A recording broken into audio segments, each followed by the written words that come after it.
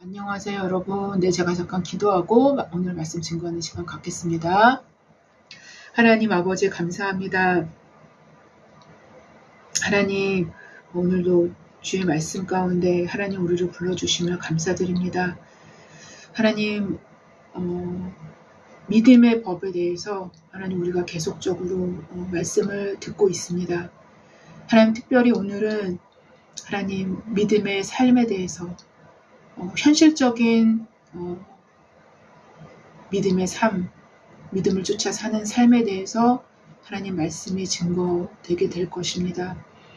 하나님 반드시 들어야 자들에게 들을 수 있도록 주님 인도하여 주시오며 하나님 또한 큰 위로가 될 수 있도록 주님 역사하여 주시오며 성령께서 친히 개입하시고 인도하여 주셔서 하나님 주님의 말씀이 온전히 주님의 말씀으로 들려질 수 있도록 주님 역사하여 주시옵소서. 그래서 하나님 삶 가운데서 생각나게 하시고 삶 가운데서 믿음의 줄을 놓지 아니하며 나아갈 수 있는 하나님 그런 우리 모두가 될 수 있도록 도와주시옵소서. 하나님 믿음이 어떤 것인지 하나님께서 기뻐하시는 믿음이란 무엇인지를 하나님 오늘 말씀 가운데서 하나님 듣고자 합니다.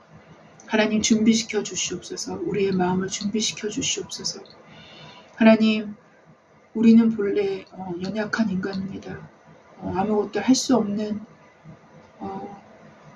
영원의 삶 가운데서 봤을 때는 하나님 우리 인생은 하루살이와 같은 인생입니다. 하나님 그럼에도 불구하고 하나님 우리에게 믿음을 주셔서 믿음을 선물로 주셔서 하나님 믿음을 통해서 영혼을 살아갑니다. 하나님 영혼에 잇대어 살아갑니다. 영혼을 바라보며 살아갑니다. 하나님 이것이 얼마나 놀라운 삶인지 하나님 우리가 또한 다시 한번 새기며 나아갈 수 있는 우리 모두가 될 수 있도록 주님 역사하여 주시기를 원합니다. 그래서 이 땅 가운데 삶을 살아가는 동안에 이 믿음을 갖고 더 힘있게 더 견고하게 나아갈 수 있도록 하나님 우리 가운데 힘을 부여하여 주시기를 원합니다. 믿음의 힘을 더하여 주시기를 참으로 원합니다. 말씀을 처음 시작하는 첫 시간입니다. 마치는 시간까지 주께서 함께하여 주시고 하나님 모두 어둠의 세력권에서 물리쳐 주시며 하나님 온전히 집중해서 주님께 나아갈 수 있는 그러한 시간이 될 수 있도록 주님 역사하여 주시기를 원합니다. 하나님 거짓 대학들로 계속 방해를 놓겠지만 하나님 그것과 상관없이 성령께서 말씀을 듣고자 하는 자들의 귀를 여시사 하나님 집중하여 예배드릴 수 있는 그러한 시간이 될 수 있도록 주님 역사하여 주시옵소서.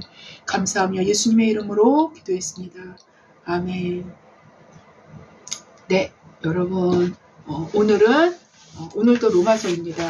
네, 로마서의 믿음의 법 저번 주에 첫 번째 시간을 가졌죠. 오늘은 두 번째 시간입니다. 네, 그래서 로마서 3장 28절을 제가 본문으로 그 다음 구절이죠. 저번 주 본문 그 다음 구절입니다. 네, 로마서 3장 28절을 본문으로 잡았습니다. 그래서 제가 한번 말씀을 읽어보겠습니다. 그러므로 사람이 의롭다 하심을 얻는 것은 율법의 행위에 있지 않고 믿음으로 되는 줄 우리가 인정하노라. 네, 요 말씀이죠. 네, 그래서 믿음의 법 두 번째 시간을 갖겠습니다. 네, 오늘 그 예화는요. 그 얼마 전에 수천하신 팀켈러 목사님의 책에서 소개되어진 한 이야기를 제가 한번 해드리고 그리고 이제 설교를 시작을 합니다. 네, 약 150년 전 조지 맥도날드라는 사람이 작가가 있었대요. 네, 근데 그분이 쓴 공주와 고블린이라는 아동 서적입니다. 아동 동화책인데 아동 서적에서 나오는 이야기인데요. 이제 이 이야기를 이제 팀켈러 목사님께서 이제 발췌를 해서 그분이 책에 이제 기록을 한 것인데 제가 이제 그 책을 통해서 알게 된 이야기입니다. 네. 그래서 이 이야기는 우리에게 아주 현실적인 믿음의 삶을 잘 반영해주는 어떤 동화 이야기라고 할 수가 있어요. 네. 제가 이 이야기를 해드리는 이유는 우리의 믿음이 곧 우리 그리스도교의 교리적 믿음조차도 교리적으로 나온 그 믿음조차도 절대로 사변적인 믿음이 아니라는 거예요. 네. 사변적인 믿음이 아니라는 것을 오히려 너무도 현실적인 것임을 말씀드리고자 이 이야기를 해드리는 것입니다. 네. 주인공 아이린은 어린 아이가 있었어요. 근데 이 아이의 이름이 아이린이에요. 아이린은 8살입니다. 네. 이 아이린은 집에서 우연히 다락방을 발견을 했는데 가끔씩 그곳에 요정 할머니가 나타난다고 그래요. 그런데 이 아이린이 일부러 찾아가며 이 요정 할머니는 없을 때가 많은 거예요. 네. 그래서 하루는 할머니가 아이린에게 작은 실타래에 연결된 반지 하나를 선물로 주게 됩니다. 네. 아이린은 이 실타래를 늘 지니고 다니겠다고 약속을 해요. 예. 그런데 웬일인지 실타래는 보이지가 않아요. 이 아이의 눈에는. 그래서 아이가 이렇게 얘기하죠. 하지만 실타래가 보이지 않아요. 라고 아이린이 할머니께 얘기를 해요. 예. 실이 너무 가늘어서 보이지 않은 거란다. 그래서 느낄 수만 있단다. 하고 할머니는 아이린에게 말을 하면서 실험을 한번 해보라고 합니다. 예. 잘 들으렴. 우리가 위기가 닥치면 반지를 빼서 내 베개 밑에 두고 집게 손가락을 실에다 대봐. 그리고 나서 실이 이끄는 대로 따라가면 되는 거야. 라고 할머니는 설명을 해줍니다. 와, 신난다. 실이 할머니한테 데려다 주는 거예요? 맞아. 하지만 반이 돌아가는 것 같을 거야.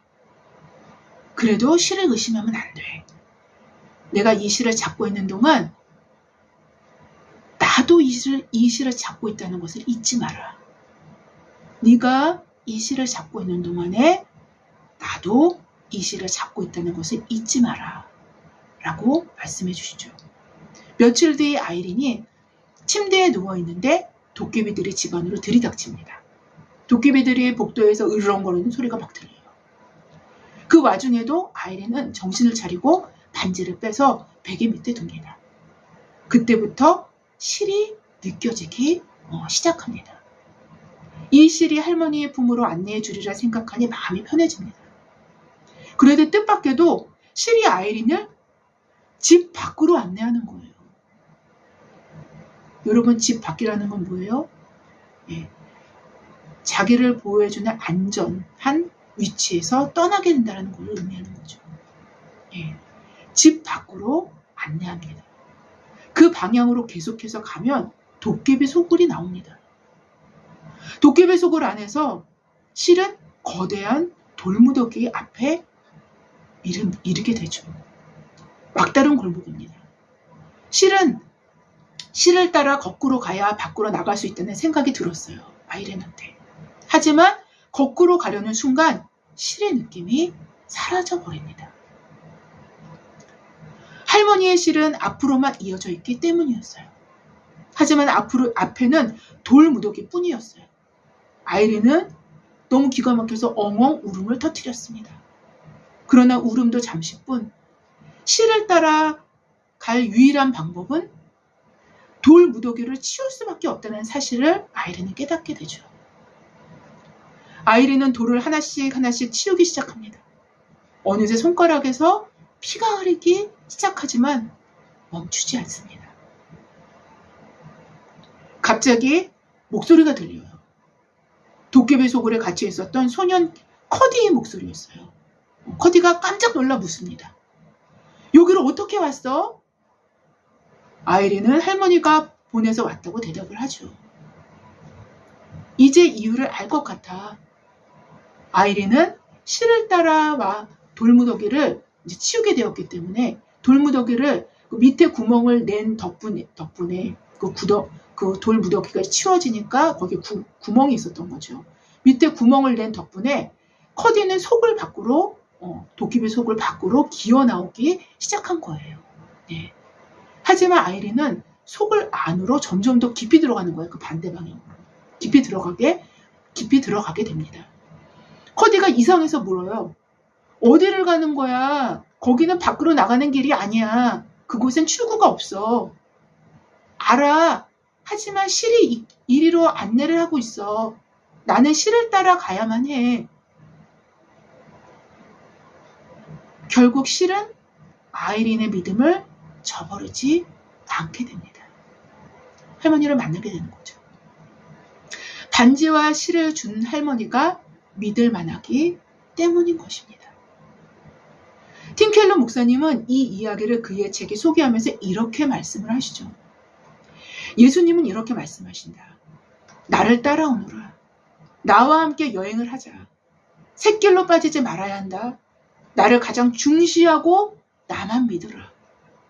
내 뒤에 바짝 붙어 따라오너라. 되돌아가지 말라. 포기하지 말라. 실패하고 불의를 겪을 때마다 나를 의지해라. 도대체 왜 나를 이리로 데려가시는 거야? 그런 생각이 들 때조차 나를 믿으라. 예수님이 이끄시는 길이 막다른 골목의 연속처럼 보일 수 있다. 그렇다 해도 실은 거꾸로 이어지지 않는다.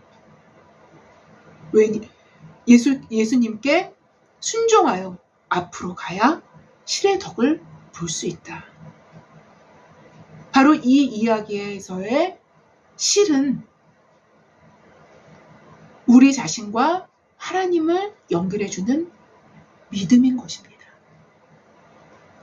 믿음은 보이지 않기 때문에 믿음을 쉽게 설명하기 위해서 실로 형상화한 것입니다. 아동서적이기 때문에. 예. 아이린의 만만치 않은 여행에서 아이의 실제적인 행동 지침은 여러분 무엇이었을까요? 이 만만치 않은 여행에서 아이를 실제적으로 이끌었었던 행동 지침이 무엇이었어요? 실이었어요. 실. 네, 바로 믿음이었습니다.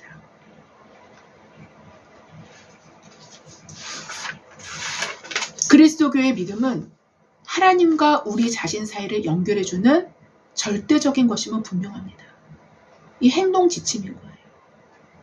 그래서 우리의 종교개혁의 명제에는 오직 믿음으로가 선명하게 들어가 있는 것입니다. 솔라 피데. 네.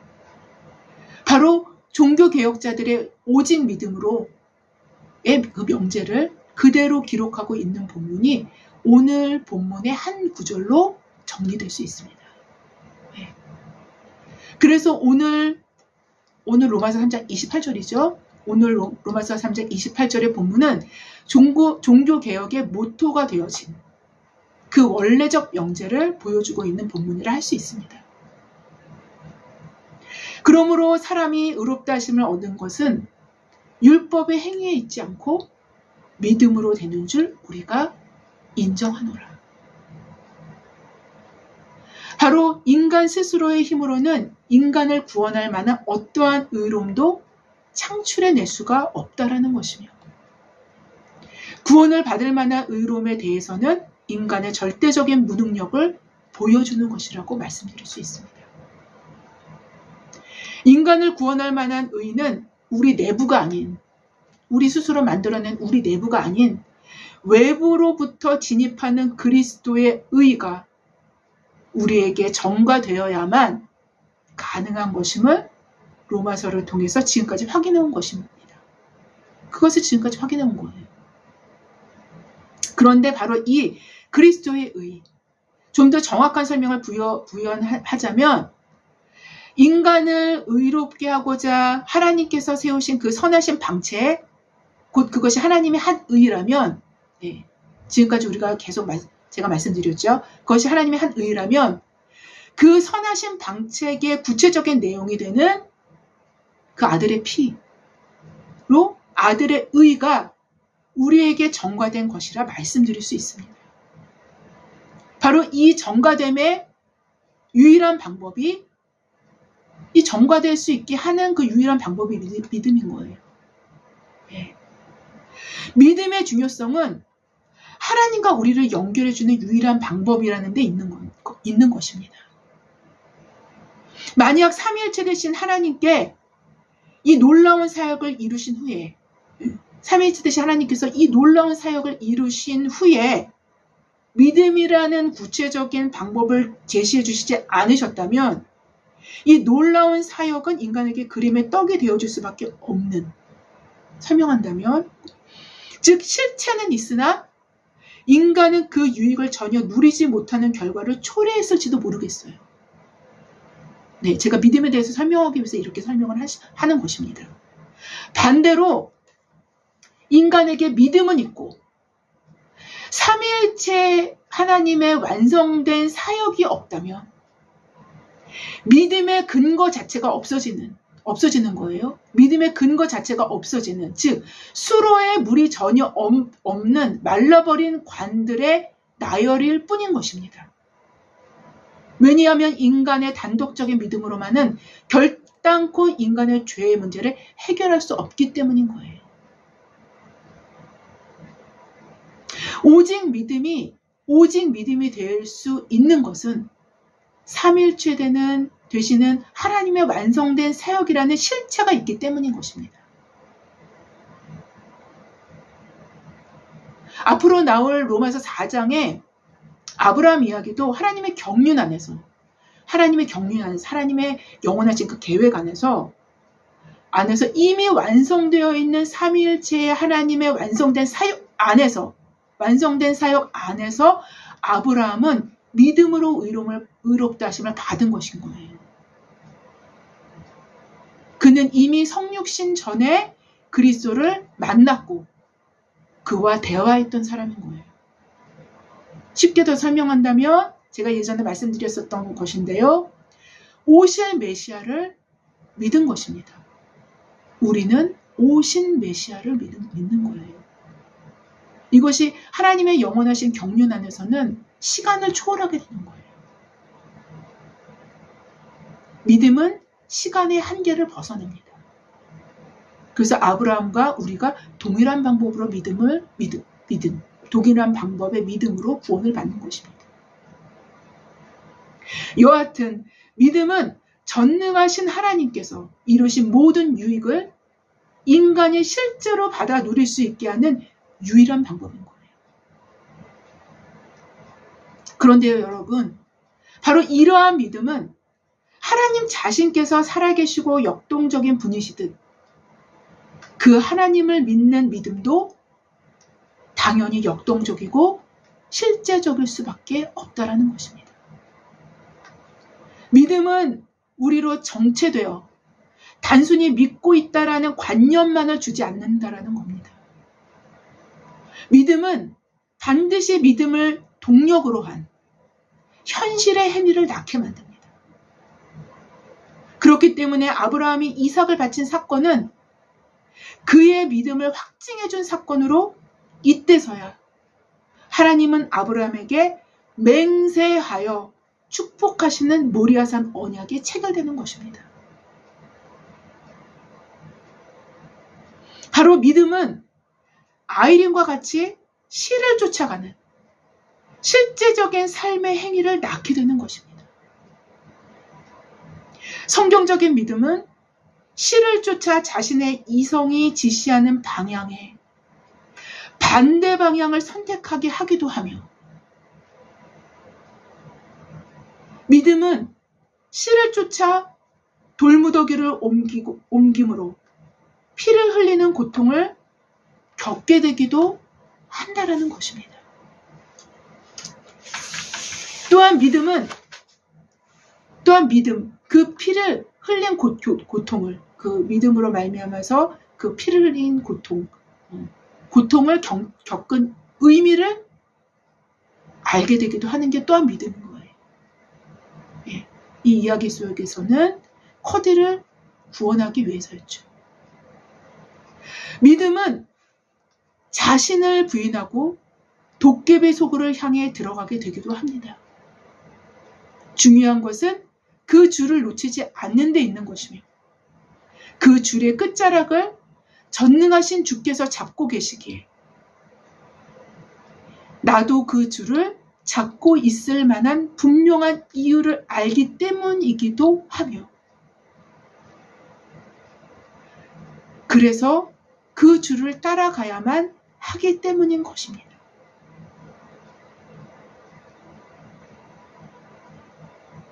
우리가 믿는 믿음은 그래서 율법의 행위가 아닌, 즉 우리 자신의 공로가 되는 행위가 아닌 오직 믿음으로만 하나님께 이룰 수 있는 것입니다.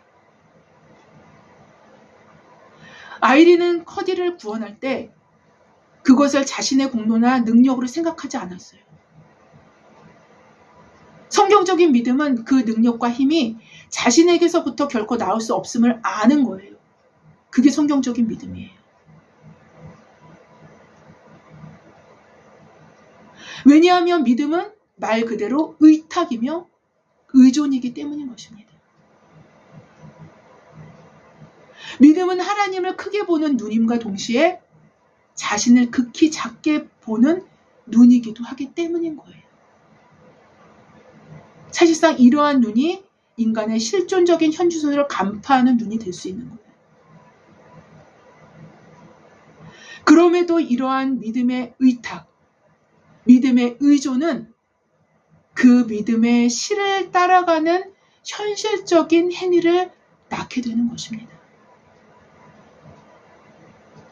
이 의탁과 의존만이 도깨비 속을에서 또 도깨비 속을에도 들어갈 수 있는 용기를 주며 이 의탁과 의존만이 불 가운데 혹은 물 가운데로 향해 들어갈 수 있게 하는 것입니다. 이스라엘 백성은 언약궤를 주고 요단강 한가운데로 들어가서 가나안 땅으로 진입하여 들어간 것입니다. 여러분, 이것도 믿음인 거예요. 굉장한 믿음인 거죠. 물론 첫 관문은 여리고성이었습니다. 또한 믿음의 의탁과 믿음의 의존은 여리고성이라는 크고 견고한 그리고 강대하다는 인식을 뒤로한 채 또한 되지도 않을 방법이라는 인간적인 판단을 꺾고 13번 성을 도는 실제적인 행위를 갖게 하는 것입니다. 여러분, 이게 믿음인 거예요. 여리고성보다 더 큰 존재, 더 큰 전능자를 의존하고 그분께 의탁될 때 우리는 실제적인 믿음의 행위를 갖게 되는 것입니다. 따라서 로마서에서 거론되어지는 믿음은 우리 자신의 공로가 되는 율법의 행위를 배제하는 것이지 믿음의 행위를 배제하는 것이 아닌 거예요. 칼빈은 이 본문을 주석할 때 야고보서를 거론합니다. 그는 이렇게 주석합니다. 야고보서가 다루고 있는 문제는 사람이 어떻게 하나님 앞에서 의를 얻느냐 하는 것이 아니라, 이거는 로마서의 주제죠. 야고보서는 이 주제가 아니라는 거예요. 사람이 어떻게 하나님 앞에서 의를 얻느냐 하는 것이 아니라 어떤 사람이 믿음으로 의롭다 하심을 얻었다는 것이 어떤 식으로 증명될 수 있느냐 하는 것이고 그 목적은 야고보서의 목적은 실제로는 믿음도 없으면서 자기에게 믿음이 있다고 헛되게 자랑하는 외식하는 자들을 반박하는 것이었기 때문이다.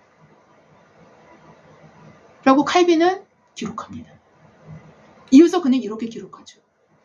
야고보서의 맥락을 잘 살펴보면 우리는 야고보가 사람은 거짓 믿음 또는 죽은 믿음으로는 의롭게 될 수 없고 의롭게 될 수 없다라는 거예요. 의롭게 될 수 없고 자신이 의롭다 하심을 받았다라는 증명도 할 수 없다라는 것. 그리고 행위들을 통해서 자신이 믿음으로 말미암아 얻은 의를 증명하여야 한다라는 것을 말하고자 한 것뿐임을 알 수 있다. 라고 기록합니다. 이것이 야고보서의 기록 목적이라는 겁니다.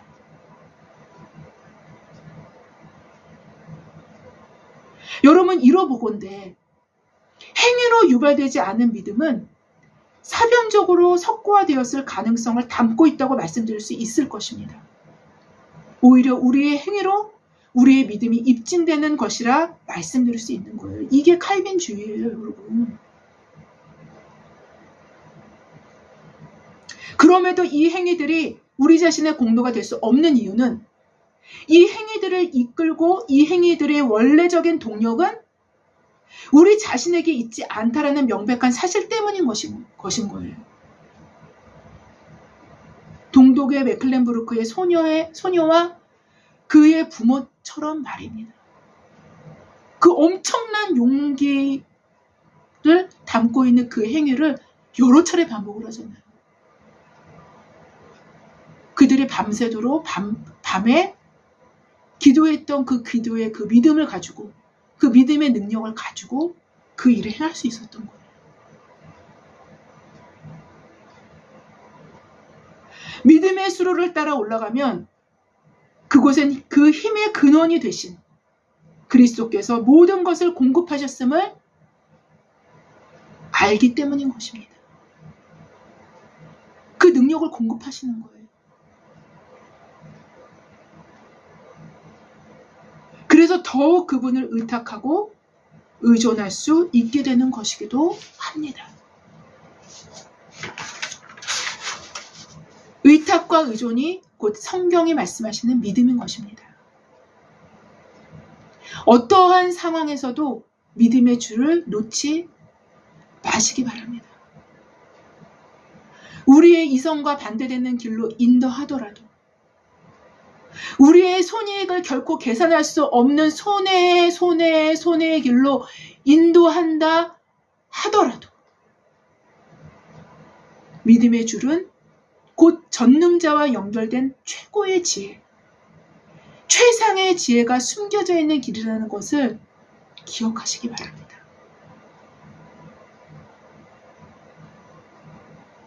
이 길만이 우리로 참된 하나님을 경험적으로, 현실적으로 알아가는 길이 될 것이며 오직 믿을 때에만 이해될 것입니다. 믿음만이 우리의 이해력을 증가시키며 하나님에 대한 인식 능력을 확장시킬 수 있기 때문인 거예요. 그러나 이해한 후에 믿으려 할 때에는 그 믿음의 질도 떨어지게 할 뿐만 아니라 뭔가 막혀있는 수로처럼 나의 이해력이라는 이물질로